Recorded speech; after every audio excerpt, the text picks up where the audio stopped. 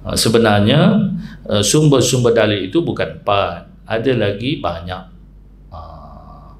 yang khilaf di kalangan para mujtahid, seperti hujjah daripada al-istihsan, daripada saddud dhari'ah, qaulus sahabi, amal ahli al-Madinah, banyak lagi tuan-tuan.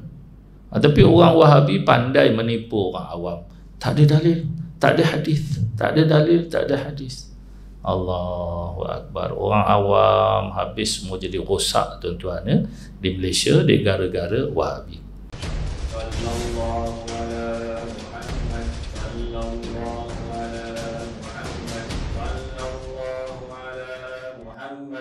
Assalamualaikum warahmatullahi wabarakatuh.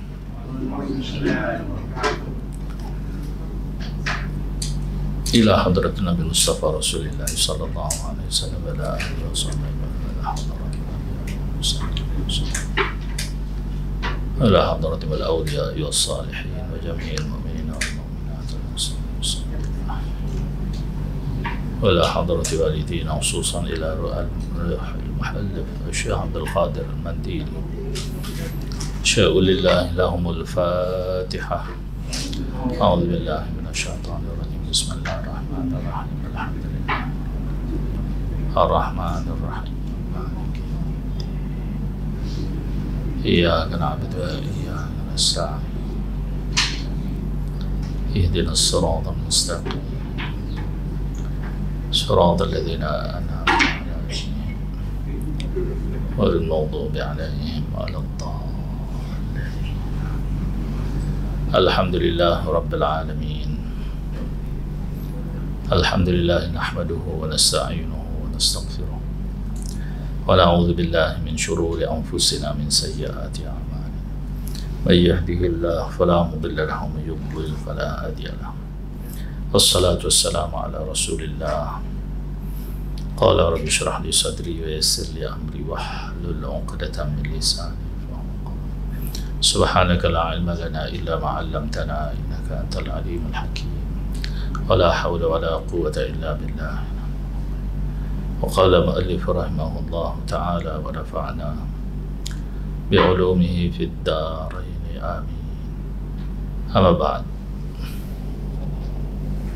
بسم الله.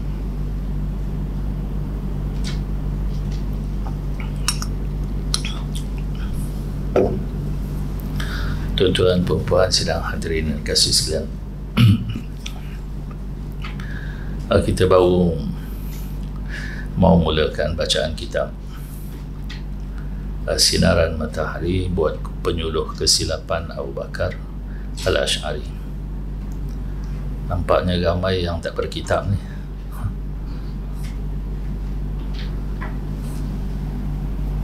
InsyaAllah, mudah-mudahan pada masa yang akan datang cubalah dapatkan kitab supaya kita dapat mengikuti dan memahami perbincangan berkaitan dengan perkara-perkara yang penting dalam hidup kita ini. Kitab ini judul Sinar Matahari. Jarang tuan-tuan dengar kan ada kitab berjudul Sinar Matahari. Kitab ini ditulis oleh Syekh Abdul Qadir al-Mandili, seorang maha guru besar yang menjadi guru kepada ramai para ulama di Nusantara yang menetap di Makkah Al-Mukarramah. Beliau berasal daripada keluarga Mandiling. Itu pasal di hujungnya ada Al-Mandili, orang Mandiling. Dulu pernah duduk di Kupang, Kedah, dan belajar di beberapa buah pondok di Kedah. Dan kemudian beliau belajar di Makkah Al-Mukarramah. dengan para masyayikh di Makkah. Jadi pada tahun 1959 lebih kurang, beliau balik ke tanah air di Malaysia. Waktu itu dipanggil Melaya. Maka inilah di antara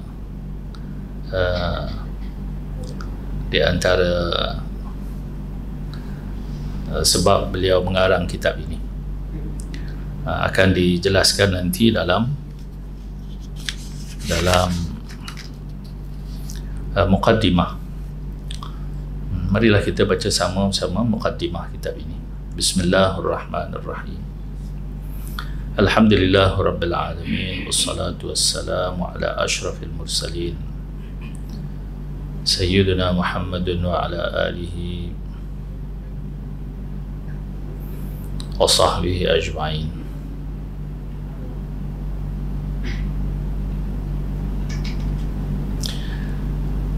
Wa ala tabi'ina wa man tabi'ahum bi ihsanin ila yaumiddin.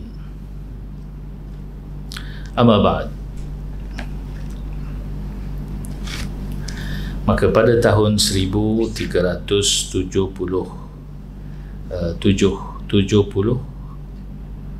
Hijriah, tatkala hamba berziarah di tanah Melayu yang baru lepas daripada belenggu penjajah,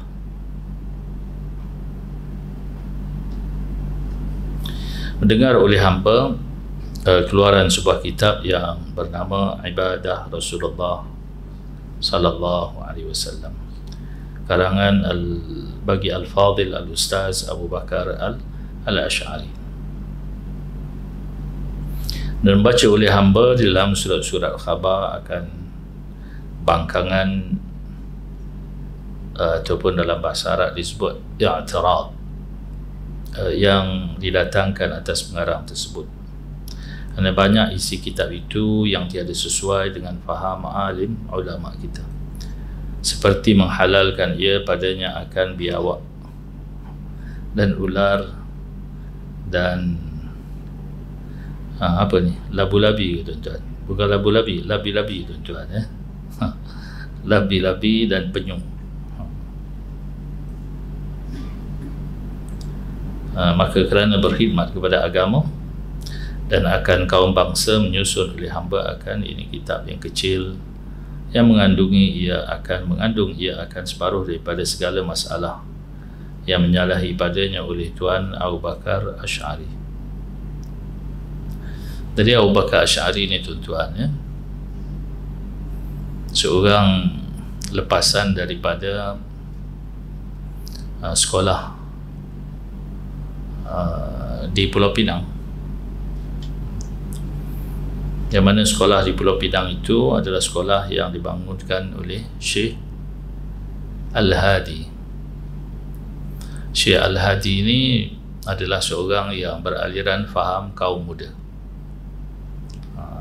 Kalau bahasa sekarang kita panggil Wahabi lah, tuan-tuan. Jadi sekolah ini beliau belajar.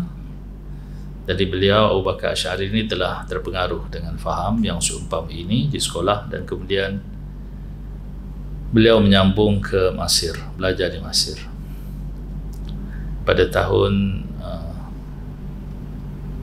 kalau tak silap saya 1925, kalau tak silap saya. Dan kemudian beliau balik daripada Mesir pada tahun 1930-an. Jadi beliau mengajar fahaman yang seumpama ini di Pulau Pinang. Dihalau orang, orang marah lah. Kemudian pergi ke Kedah, sekali lagi dihalau orang. Dan kemudian beliau pergi ke negeri di sebelahnya. Faham negeri sebelah Kedah ni apa? Negeri Pasir Pendengung lah, tuan-tuan. Jadi di sana beliau mendapat sambutan, dan sehingga bertapak fahaman itu di negeri tersebut. Jadi cerita negeri tersebut beraliran faham yang seumpama itu bukan cerita baru, tuan-tuan, ya. Bukan cerita selepas merdeka, bahkan berlaku sebelum merdeka. Sebelum merdeka lagi telah berlaku di sana fahaman yang seumpama itu. Fahaman seperti anti tahlil, fahaman anti yasin, fahaman anti wirid selepas sembahyang, doa secara berjemaah di salat al-jamaah, anti kunut subuh dan sebagainya. Itu cerita sebelum merdeka lagi. Jadi kita Melaya telah diserang dengan fahaman Wahabi ini awal sebelum merdeka lagi. Dan fahaman anti kunut ini daripada sebelum merdeka sampai sekarang. Dan sekarang ni ada setengah-setengah masjid di negeri tersebut diletakkan peringatan di dinding, tak boleh berkunut subuh. Tapi beritahu orang kami mempunyai kepelbagaian pendapat. Artinya mereka sangat terbuka untuk menerima pelbagai pendapat, tapi mereka dalam praktiknya memusuhi mazhab Syafi'i. Cakap tak serupa bikin, tuan-tuan, ya. Ini Wahabi memang kuat membohong, tuan-tuan, ya. Kuat menipu. Jadi oleh kerana membawa fahaman yang pelik, maka Abu Bakar Asy'ari dihalau daripada Pulau Pinang ke Kedah. Kedah dihalau lagi, sampai ke negeri Pasir Tegung. Di sana tak ada orang halau, tuan-tuan. Bagaimana malam semalam di Kelantan juga ada orang kena halau juga, tuan-tuan. Kerana ingin mempromosi faham Wahabi.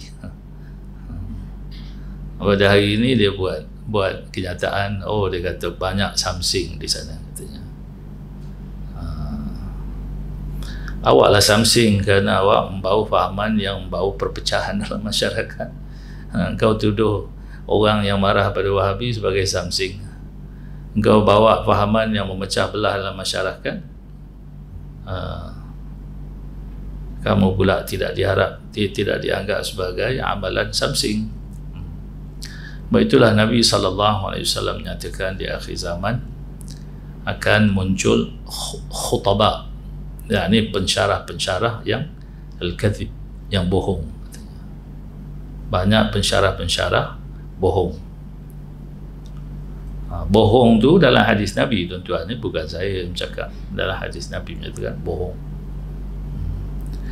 Dalam hadis itu juga menyatakan siapa yang terpengaruh dan terikut dan redha, maka mereka akan dibenam ke dalam api neraka sama dengan pensyarah-pensyarah ini. Jadi Abu Bakar Asy'ari begitulah, tuan-tuan, ya. Dia halau daripada satu negeri ke satu negeri kerana mengeluarkan banyak kenyataan-kenyataan yang bertentangan dengan pegangan para alim ulama, seperti menghalalkan biawak.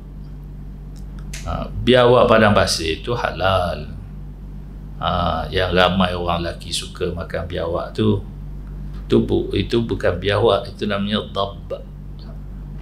Dab, orang Melayu kata dab, dab, tapi dab itu pati, tuan-tuan. Dab dengan dad, tuan-tuan, ya. Ataupun boleh juga kita panggil sebagai biawak padang pasir.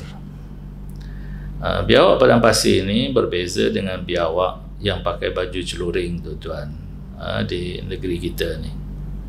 Biawak padang pasir lidahnya seperti lidah manusia, lidahnya tidak bercabang. Adapun biawak pakai baju celuring ni, tuan-tuan, ya, lidahnya bercabang macam ular. Jadi kaedahnya tak boleh dimakan kalau lidah bercabang. Orang pun kalau lidah bercabang tak boleh dimakan, tuan-tuan. Sama dengan biawak tuan-tuan. Ular tak bolehlah dimakan tuan-tuan ya. Mari promosi makanlah ular. Marahlah orang tuan-tuan ya. Labi-labi, penyu. Kalau telur penyu tu okey lah, kerana memang dihukumkan halal. Tapi kalau penyu tak dapatlah tuan-tuan ya, nak buat pindang ke, pindang penyu, pindang labi. Ular masak asam pedas, aduh, pelik lah, jadi orang marah tuan-tuan ya, halau dia. Jadi oleh kerana Syekh Abdul Qadir Mandili datang dan orang bagi buku Ibadah Rasulullah ini, maka beliau menulislah sebuah kitab untuk menjawab kitab tersebut.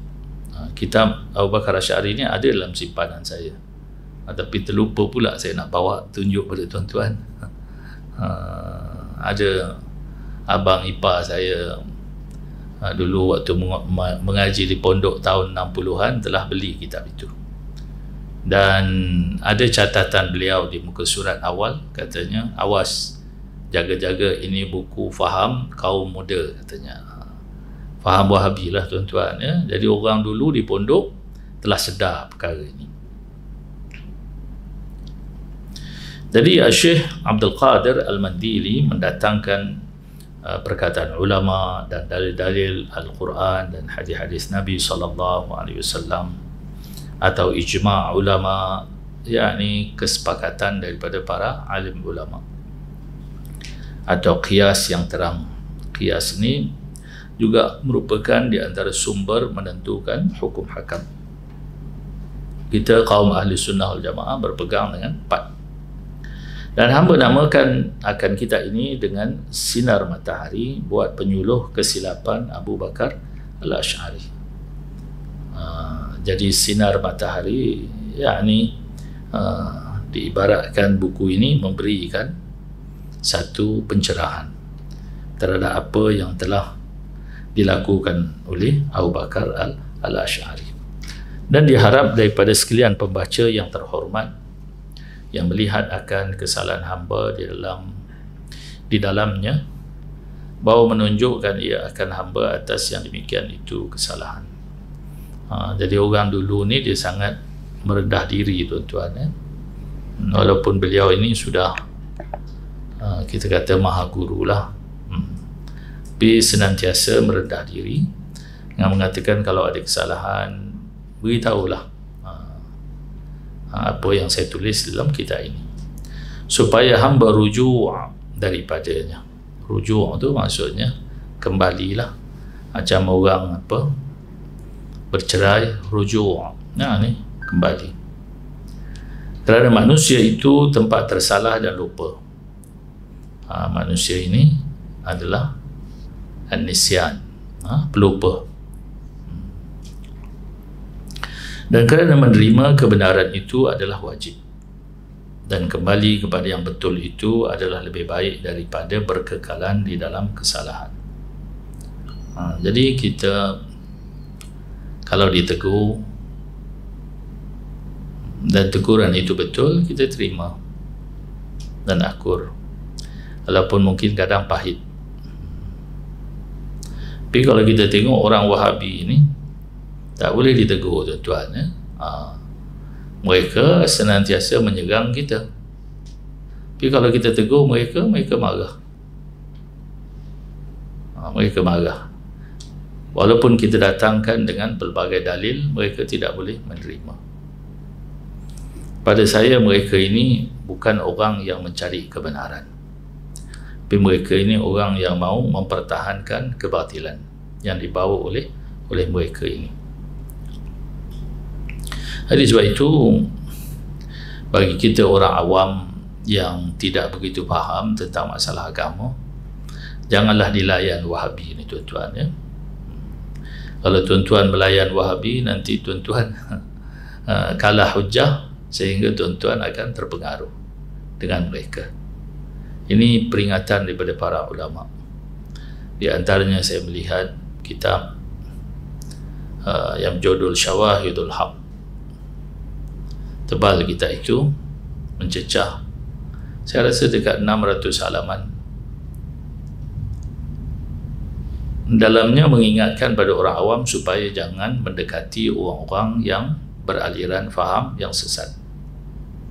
Jadi kita janganlah dengar-dengar di YouTube ceramah orang-orang yang sudah dimasyhurkan dengan membawa faham yang sesat. Jangan dengar. Kerana kalau dia dengar masuk dalam hati, payah nak keluar, tuan-tuan. Hati kita ni macam recorder, tuan-tuan. Bila masuk, susah nak hilang. Jadi jangan dengar. Kalau telah dimasyhurkan, oh fulan Wahabi, fulan Wahabi, jangan dengar.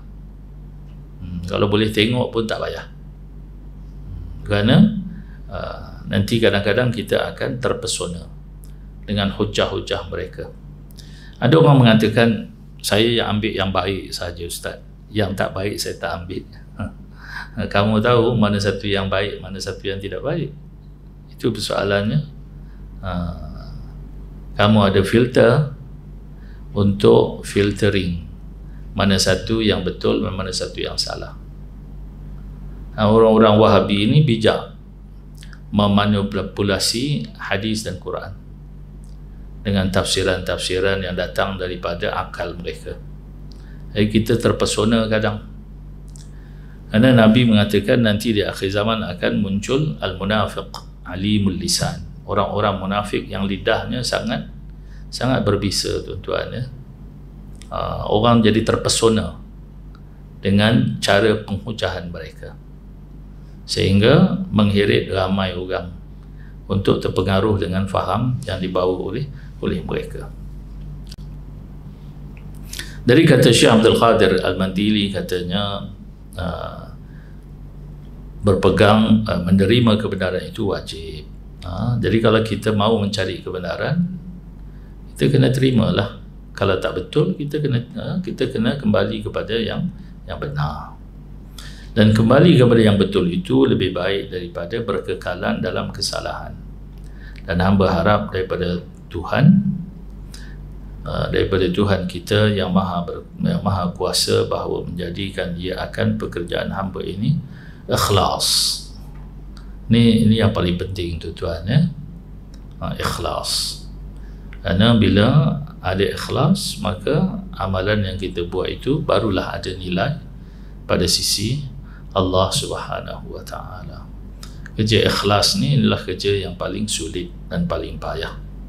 Tapi orang-orang dahulu sangat-sangat menjaga segala amal mereka agar ikhlas, betul-betul kerana Allah Subhanahu wa ta'ala, dan memberi manfaat akan hamba daripada sekalian saudara-saudara sekalian, saudara-saudara muslimin. Innahu ala kulli syai'in qadir. Wassalamu ala man ittaba'al huda. Daripada penyusun Abdul Qadir bin Abdul Muttalib Al-Andunisi Al-Mandili. Tak ada doktor, profesor, semua tak ada, tuan-tuan. Hatta syekh pun tak ditulisnya, tuan-tuan. Abdul Qadir bin Abdul Muttalib, tapi disebutkan beliau ini adalah berasal daripada orang Indonesia, daripada keluarga mendiling. Ramai orang-orang Indonesia yang menahun di Makkah menjadi alim-alim besar, tuan-tuan, ya. Seperti Syekh Nawawi Al-Bantani, orang asal daripada Bantan, Bentan, Al-Bantani, alim besar. Syekh Nawawi mengarang banyak kitab, tuan-tuan, ya. Dan di antara tokoh besar daripada Indonesia yang mendapat gelaran Musnid Ad-Dunya, iaitu Syekh Yasin Al-Fadani. Al-Fadani itu maksudnya Padang, orang asal daripada Padang. Ada sempat saya bertemu dengan beliau pada tahun 1987 di Syari' Al-Andalus di Makkah. Beliau tinggal di sana. Dan beliau meninggal pada tahun 1990.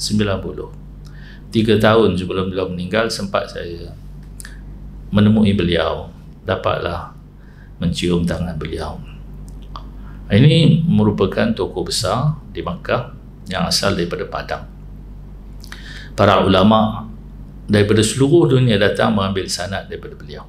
Sanad-sanad hadis, sanad-sanad kitab mengambil daripada beliau. Hatta guru-guru kami di Syam, di Syria mengambil daripada beliau. Hatta Syekh Ali Jum'ah Mufti Masir mengambil sanad daripada beliau. Orang Padang tuan-tuan ya. Kalau kita tengok orangnya sangat mutawadhi. Kalau dia jalan di tepi jalan, kita tidak kenal dia seorang alim yang besar. Dari Abdul Qadir ini asal daripada keluarga mendeling. Khuwaidim talabatul ilmi syarif bil haram al-Makki. Khuwaidim ni apa tuan-tuan ya? Daripada kalimat khadam. Piramli panggil jadam katanya. Khadam. Tapi ini di tasghir itu maksudnya dikecilkan. Pada khadam jadi khuwaidim. Khuwaidim itu maksudnya khadam yang kecil. Dia tak mau mengaku dirinya khadam. Khadam kecil lagi daripada khadam. Allahu Akbar. Begitulah orang dulu tuan-tuan ya, sangat merendah diri. Sangat-sangat merendah diri dan tidak angkuh dengan ilmu yang Allah Subhanahu wa taala berikan kepada mereka. Pada hari ini ada doktor. Oh, bukan main angkuh lagi tuan-tuan ya. Engkau ada doktor katanya. Berapa doktor engkau ada katanya. Wah, bukan main tuan-tuan ya. Orang dulu begini. Bukan kata khadam. Khuwaidim. Khadam tapi kecil. Kecil lagi daripada khadam. Baik. Termasuk kepada muka surat seterusnya. Saya kurang pasti buku yang ada di tangan tuan-tuan ini dalam bahasa Rumi ataupun Jawi ya. Rumi telah di Romanize tuan-tuan ya. Jadi saya pun tak tahu muka surat berapa. Muka surat berapa tu? Muka surat 3 ya. Jadi kita masuk muka surat 4 lah. Betul? Pendahuluan muka surat berapa? Muka surat 3. Baik. Dalil pada agama Islam itu ada 4. Yang pertama Quran, iaitu perkataan Allah Subhanahu wa taala. Dan yang kedua hadis, iaitu perkataan Nabi sallallahu alaihi wasallam dan perbuatannya dan membiarkan ia akan perkataan dan perbuatan orang yang lain. Membiarkan ni maksudnya bila sahabat buat sesuatu Nabi diam. Sahabat buat sesuatu Nabi diam, maka itu juga jadi hadis Nabi SAW. Menunjukkan bila Nabi diam maknanya dibolehkan. Maknanya dibolehkan. Kalau perkara itu dilarang pasti Nabi akan tegah. Tapi bila mana Nabi diam, maka itu menunjukkan perkara itu dibolehkan oleh Nabi SAW. Dan yang ketiga ijma', iaitu setuju sekalian ulama mujtahidin yang semasa atas satu hukum kemudian daripada wafat Rasulullah SAW. Kesepakatan ulama itu juga menjadi dalil untuk menentukan hukum yang 5, sama ada fardu ataupun wajib ataupun sunat, haram ataupun makruh ataupun harus.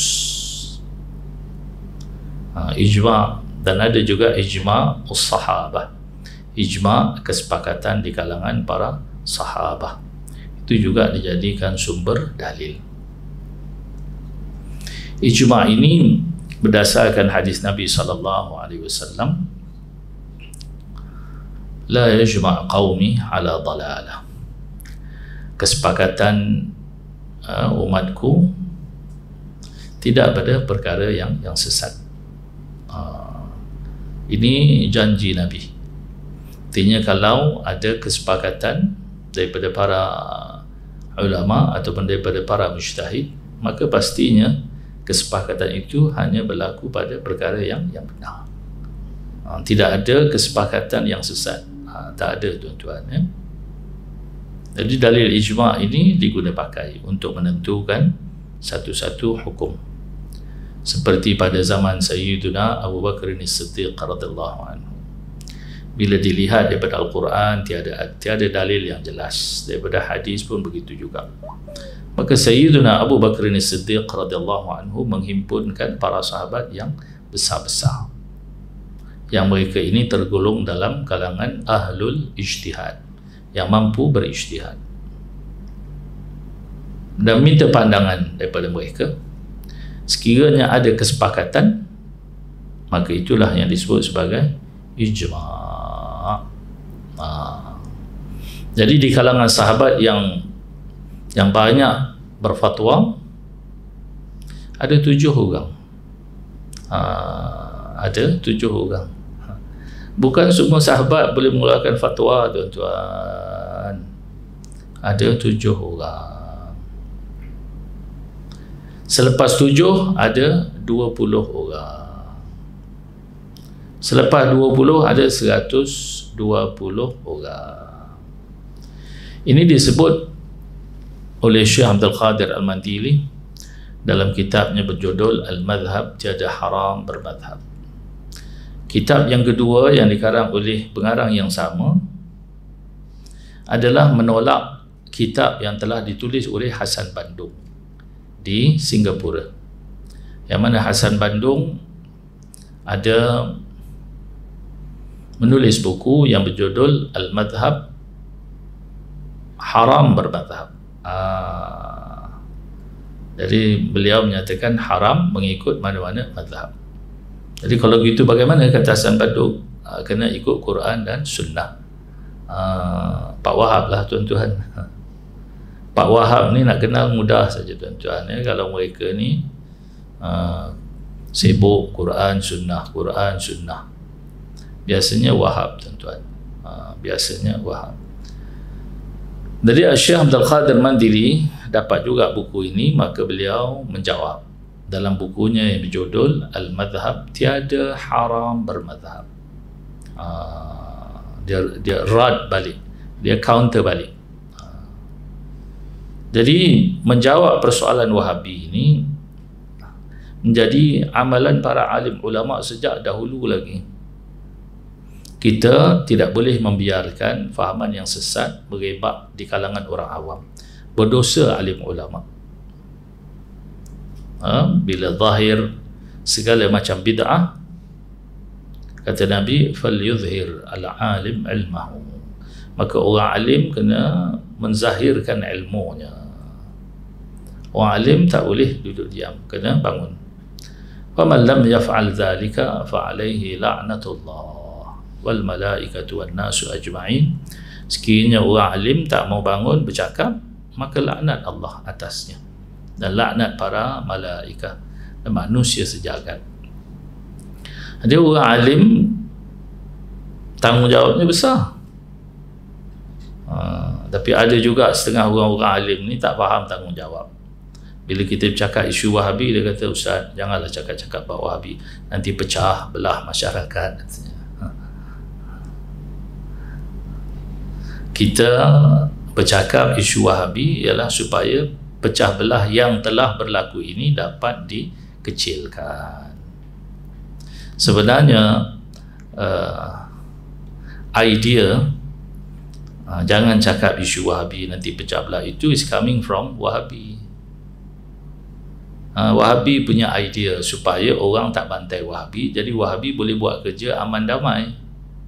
Itu sebab di-ideakan supaya jangan sebut Wahabi nanti pecah belah. Sebenarnya mereka sedang melakukan pecah belah dalam masyarakat. Jadi baguslah semalam di Kelantan bila mana orang ramai bangun menyegang, bukanlah menyegang, mengerumuni tempat ramah tamah Wahabi.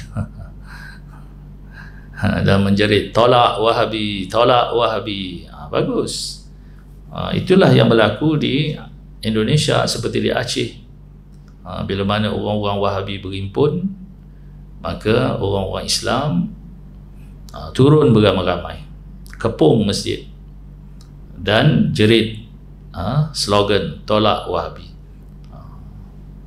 Ini satu ucapan tahniah lah pada orang Kelantan kerana berjaya menghalau Wahabi daripada menyebarkan fahaman tersebut di daerah tersebut.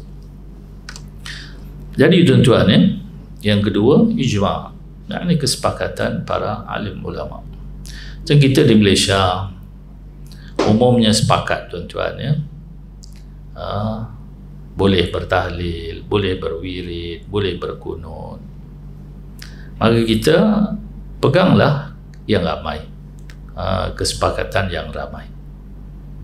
Walaupun mereka itu bukanlah mujtahid, tapi mereka itu para mufti umumnya mengambil daripada kalam mujtahid, yang membolehkan amalan-amalan tersebut seperti Yasin malam Jumaat, seperti Maulidun Nabi, seperti talqin, seperti bacaan Yasin di kubur, bacaan Quran di kubur. Ini satu perkara yang disepakati ramai. Tidak ada pecanggahan tuan-tuan, melainkan mereka yang telah dijangkiti dengan kuman Wahabi. Entilah Yasin. Saya fikir di surau ini pun dulu boleh tahan juga. Cuma sekarang alhamdulillah lah saya dengar surau ini bagus, alhamdulillah. Jadi al-ijma' tuan-tuan, kesepakatan para alim ulama. Contohlah tuan-tuan, masalah ziarah kubur. Hukumnya adalah sepakat para ulama boleh ziarah kubur, bahkan sunat, bal istihbab, bahkan sunat. Ittafaqa a'immatu madhahib al-arba'ah, sepakat imam madhab yang empat. Cuma jumhur ada sedikit khilaf dalam masalah orang perempuan ziarah kubur. Namun jumhur mengatakan boleh ma'al karahah, makruh, liriqqati qulubihinna, kerana orang perempuan ni hatinya lembut. Dia mudah sedih, mudah menangis.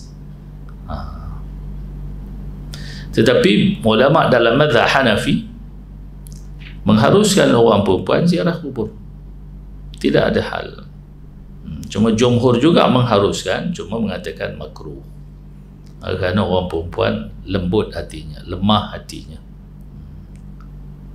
Namun ramai yang mengharuskan pergi berziarah kubur, terutama pada hari raya. Orang perempuan nak ziarah kubur, silakan.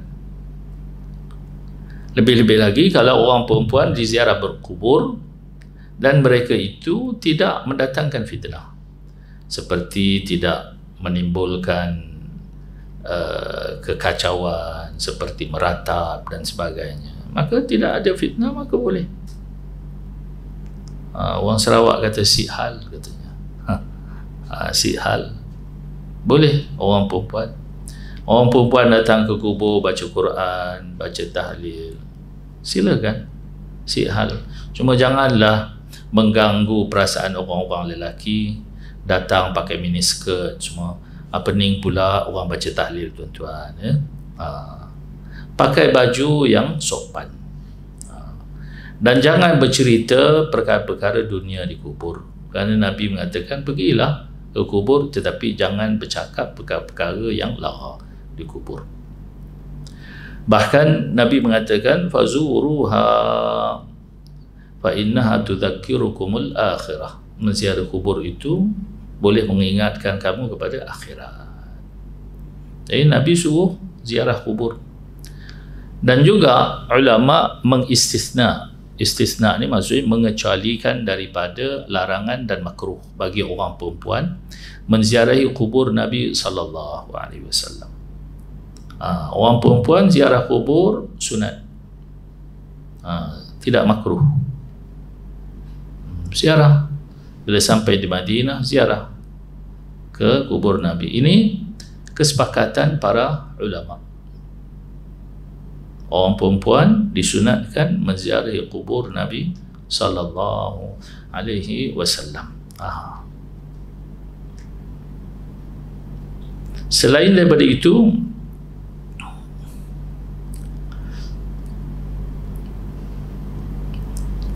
menziarahi kubur Nabi sallallahu alaihi wasallam ini ada setengah ulama mengatakan sunat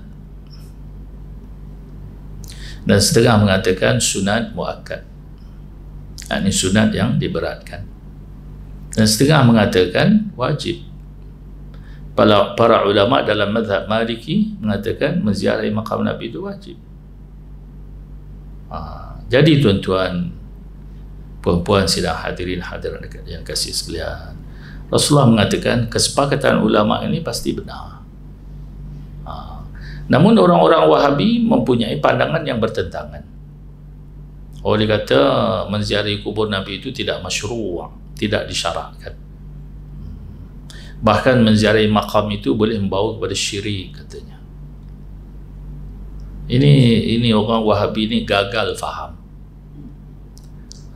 Jadi kita mau ikut kesepakatan ulama atau mengikut pandangan yang bersifat serpihan.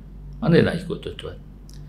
Kata Nabi, la yajma' qaumi ala dhalalah. Tidak bersepakat ulamaku dalam perkara yang sesat.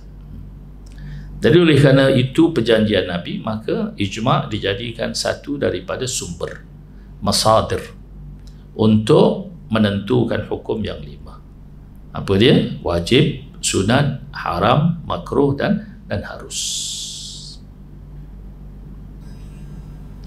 Dan yang keempat, qiyas.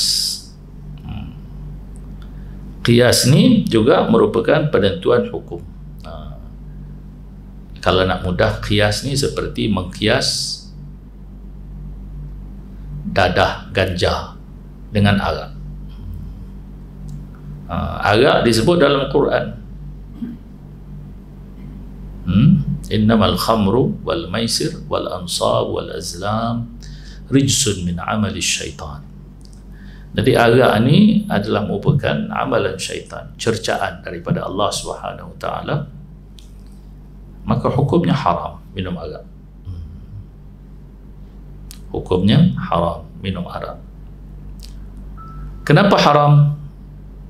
Kerana arak itu ada sebabnya diharamkan, ada illahnya. Apa dia illahnya? Kerana memabukkan. Kerana memabukkan, maka dihukumkan haram. Kerana orang minum arak, dia jadi mabuk. Daripada tak boleh cakap orang putih, boleh cakap orang putih pula, tuan-tuan. Mabuk lah tu. Dan orang yang mabuk ini mendatangkan banyak kemudaratan. Ada yang membawa pada pergaduhan di rumah, pukul bini, pukul anak, dan juga boleh mendatangkan kemudaratan seperti mandu, sehingga terbabas, masuk longkang, masuk gaung, langgau orang, dan macam-macam lagi. Maka dihukumkan sebagai haram. Jadi oleh kerana illah ataupun sebabnya itu memabukkan, maka apa yang memabukkan sama hukum dengan arak. Kerana dadah tidak disebut dalam Al-Quran. Ada ustaz mumaddadah, itu bukan dadah, tuan-tuan. Itu bukan dadah. Dari dadah tidak disebut dalam Al-Quran. Jadi dia qiyas. Kerana sama sebabnya. Kedua-duanya itu sama sebabnya. Kalau arak memabukkan, dihukumkan haram. Dadah juga memabukkan, maka dihukumkan haram. Nah, kalau morfin, samalah, memabukkan. Jadi apa-apa juga yang memabukkan, maka dihukumkan sebagai haram. Ini kaedahnya apa? Qiyas. Kalau mau disebut semua perkara di dalam Al-Quran, bukan 30 juzuk, ribuan juzuk, tuan-tuan. Ribuan juzuk. Jadi cukuplah yang asas-asas disebut dalam Al-Quran dan hadis-hadis Nabi, yang lain diqiyas. Kalau ada keserupaan dari segi hukum, dari segi sebab, illah, maka diqiyaskan. Maka inilah yang disebut sebagai, iaitu menyamakan akan furu', yakni cabang, dengan asal pada hukum. Asal tu, kalau kita cerita tadi antara arak dan dadah, asal itu adalah arak. Furu'nya apa? Furu'nya itu adalah dadah ataupun morfin ataupun ketum plus ubat nyamuk misalnya. Kalau ketum saja okey tuan-tuan, sedap, badan pun boleh jadi sihat. Ada banyak makan ketum ke sini tuan-tuan? Oh, belum lagi. Boleh dicoba. Orang-orang dulu makan ketum supaya badan sihat tuan-tuan, ya. Orang sekarang minum ketum sebab supaya dapat lalok tuan-tuan. Dicampurnya dengan ubat nyamuk, memanglah jadi biol tuan-tuan. Ketum tu bagus, tapi oleh kerana disalah guna, maka menjadi masalah. Jadi tuan-tuan, kalau ketum plus ubat nyamuk, termasuklah juga dalam masalah ini. Jadi itu disebut sebagai furu' ataupun fara'. Fara'ain, fara'.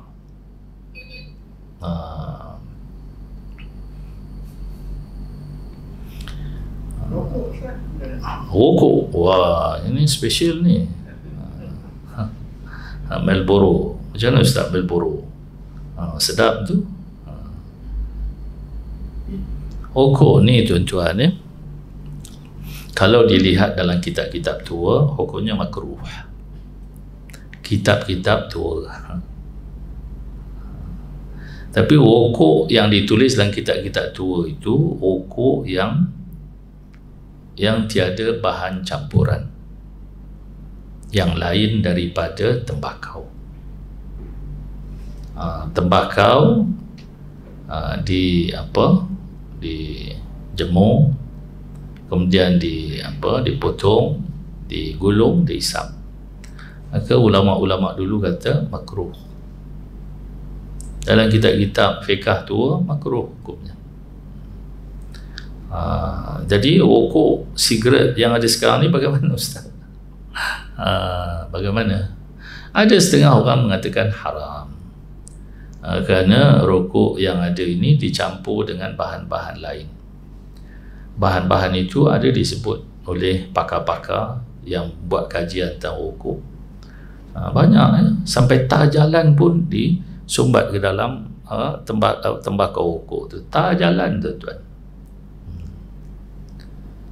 Jadi kata doktor yang membuat kajian, saya pernah tengok doktor daripada Universiti Malaya, dia buat kajian, banyak bahan-bahan yang boleh mendatangkan penyakit seperti kanser dan sebagainya.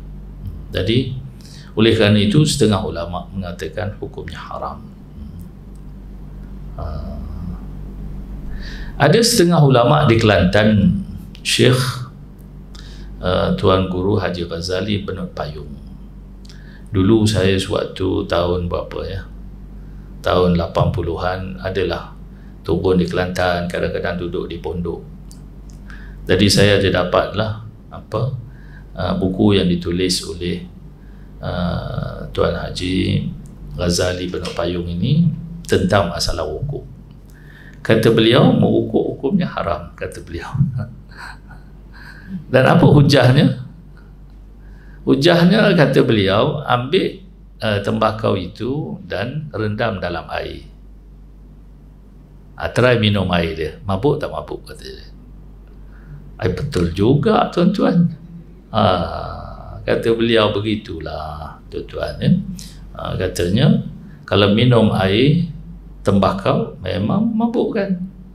Jadi sama juga macam minum arak, maka memabukkan, maka jadilah hukumnya haram.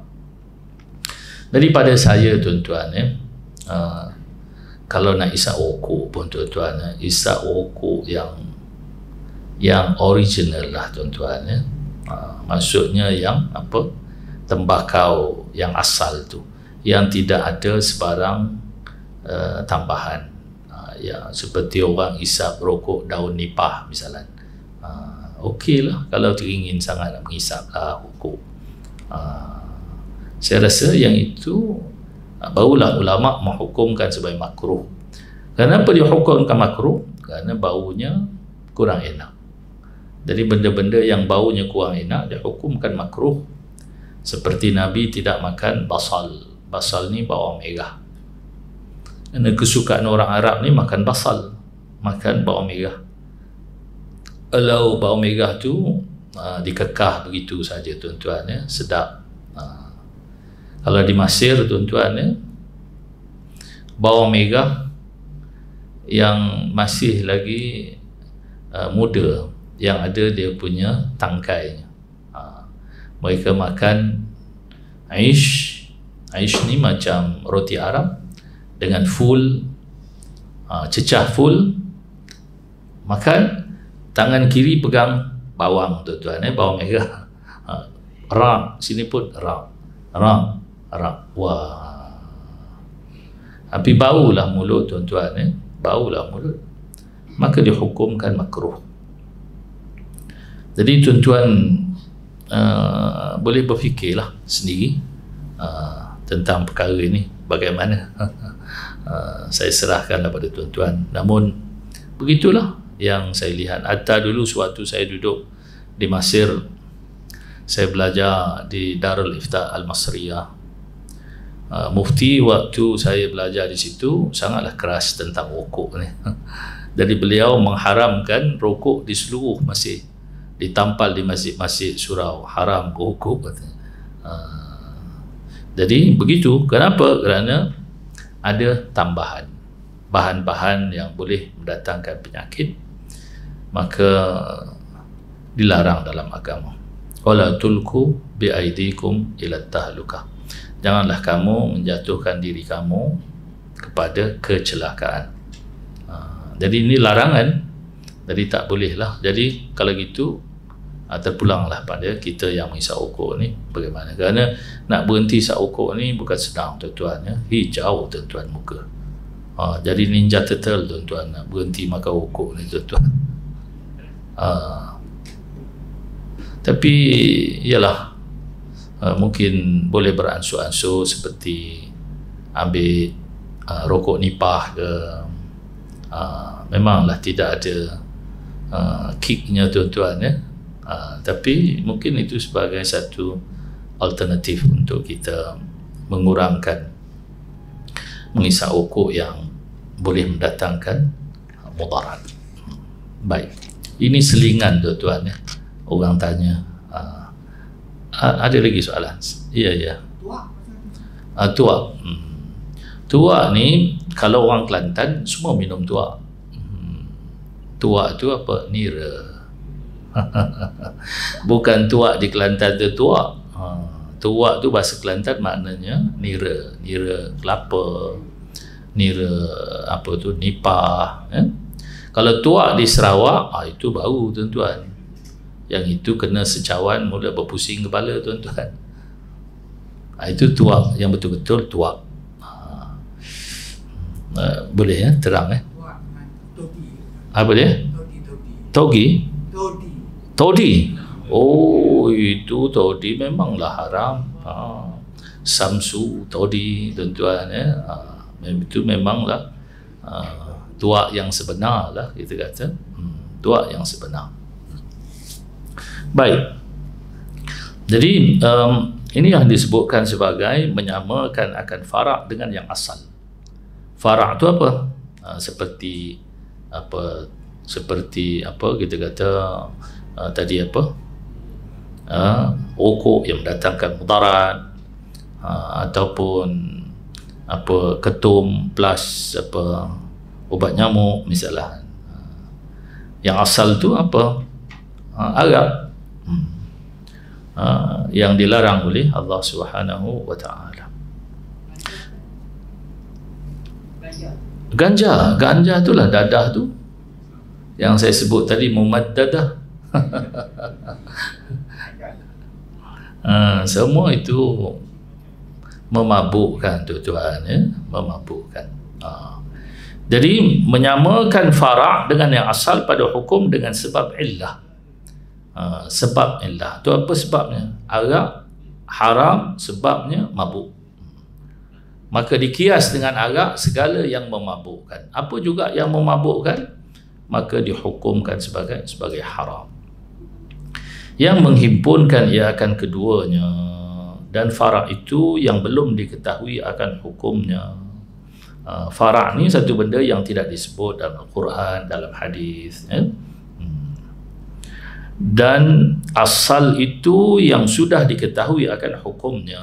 Asal itu maksudnya yang ada terang di dalam Al-Quran, dalam hadis-hadis Nabi SAW. Dan illah itu pekerjaan yang bersekutu antara keduanya, yang menyebabkan atau mensebabkan bersekutu keduanya pada hukum. Maksudnya apa? Seperti dadah dengan arak. Arak tu asal, dadah tu fara'. Sebabnya sama, memabukkan, maka natijahnya sama, hukumnya haram. Dipakai kias itu ketika ketiadaan dalil yang lain. Bila tidak ada dalil daripada Quran, daripada hadis, daripada ijma', maka digunakan dalil kias. Jadi orang ahli sunnah pegang 4: Quran, hadis, ijma' dan qiyas. Tapi orang Wahabi pakai 2 saja, Quran, hadis. Kerap dia kata tak ada dalil, tak ada dalil. Dalilnya datang daripada qiyas, ya? Kadang datang dalil daripada ijma'. Seperti contoh sembahyang yang ditinggalkan ataupun disebut sebagai sembahyang qada. Sepakat 4 mazhab, orang yang meninggalkan sembahyang sama ada sengaja ataupun tidak sengaja, wajib diqada. Wajib diqada. 20 tahun tak sembahyang ustaz, macam mana? Qada 20 tahun. Oh, payahlah ustaz, takkanlah Islam macam itu rupanya. Itulah rupa dia. Yang kau tinggalkan 20 tahun, apa pasal? Engkau sendiri yang mencari pasal. Kenapa engkau dulu tak fikir betapa beratnya untuk mengqada sembahyang? Jadi wajib dia qada 20 tahun. Namun orang-orang Wahabi mengatakan tidak perlu qada. Ini dia pelik. Wahabi ni suka pelik tuan-tuan. 4 mazhab kata qada, dia kata tak perlu qada. Taubat saja cukup, kata dia. Mereka berpendapat begitu kerana mereka menafsirkan hadis man nama au nasiya, barang siapa yang tidur ataupun terlupa tidak bersembahyang, fal yusalliha idza dzakaraha, maka hendaklah dia menyembahyangkan pada ketika dia ingat. Dia kata man nama au nasiya, siapa yang tidur ataupun lupa wajib qada. Yang tidak tertidur, yang tinggal dengan sengaja, tidak wajib qada. Tak ada dalam hadis katanya. Dalam hadis kata tidur ataupun lupa. Sengaja itu tak termasuk dalam hadis, kata mereka. Itulah orang Wahabi. Mereka ini tak faham bagaimana untuk istinbat hukum, mengeluarkan hukum. Bagi kita orang ahli sunnah, para ulama kita cerdik. Dia qiyaskan perkara ini dengan qiyas aulawi. Bagaimana? Kalaulah orang yang tidur dan terlupa sembahyang wajib qada, sedangkan mereka itu tidak berdosa, maka orang yang meninggal dengan sengaja dosa besar, lebih-lebih lagi wajib qada. Maka ini disebut oleh ulama adalah yang bersifat qiyas aulawi, yakni qiyas priority, qiyas yang lebih utama. Kerana orang yang meninggal kerana tidak terjaga waktu tidur ataupun terlupa, wajib qada. maka yang meninggal dengan sengaja lebih-lebih lagi wajib qada. Jadi ini yang katakan qiyas, tuan-tuan ya. Tapi orang-orang Wahabi tak mau pakai qiyas, tak mau pakai ijma'. Pelik mereka ni, tuan-tuan ya. Sebenarnya sumber-sumber dalil itu bukan 4, ada lagi banyak yang khilaf di kalangan para mujtahid, seperti hujjah daripada al-istihsan, daripada saddud dhari'ah, qaulus sahabi, amal ahli al-Madinah, banyak lagi, tuan-tuan. Tapi orang Wahabi pandai menipu orang awam. Tak ada dalil, tak ada hadis, tak ada dalil, tak ada hadis. Allahu Akbar. Orang awam habis semua jadi rosak, tuan-tuan ya, di Malaysia, di gara-gara Wahabi. So itulah kita menjadi kewajipan pada orang yang tahu untuk memberikan kesedaran pada masyarakat agar mereka tidak rosak. Peringatan, telik oleh kamu kepada perkataan dan dalilnya, dan telik oleh kamu daripada siapa mengambil kamu akan agama kamu. Artinya kena telik. Telik tu apa? Bahasa lama, tuan-tuan. Bahasa sekarang kata kena berhati-hati. Berhati-hati ketika belajar. Hendaklah dilihat siapa yang mengajar tu.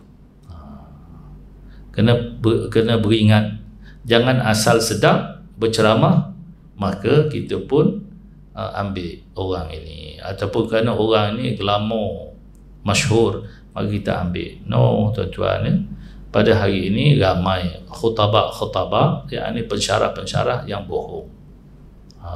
Hatta dalam hadis menyatakan du'atun ala abwabi jahannam. Banyak para pendai atau pendakwah yang mengheret orang ke dalam api neraka. Jadi tuan-tuan jaga. Kadang-kadang nama hebat, Maulana, tapi ajak orang beriktikad Tuhan berada di atas langit. Ini bukan Maulana, ini Maulena, tuan-tuan. Merosakkan orang, tuan-tuan. Inilah yang diisyaratkan oleh Nabi, munculnya du'atun ala abwabi jahannam. Pendakwah atau pendakwah yang mengheret orang ke dalam api neraka. Jadi tuan-tuan berhati-hati di jalan raya ya. Beringat, jangan asal sedap, kerana tidak semua yang sedap itu betul. Jadi insya-Allah pada kuliah akan datang kita sambung pada muka surat seterusnya, dan akan dibincangkan bab yang pertama tentang masalah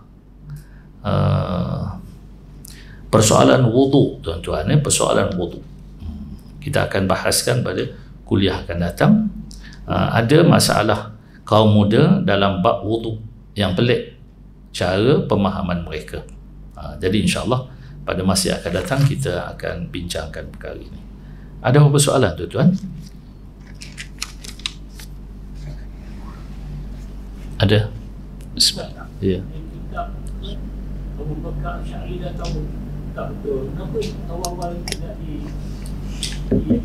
didaftar atau diharamkan? Zaman dulu kan, sebelum merdeka.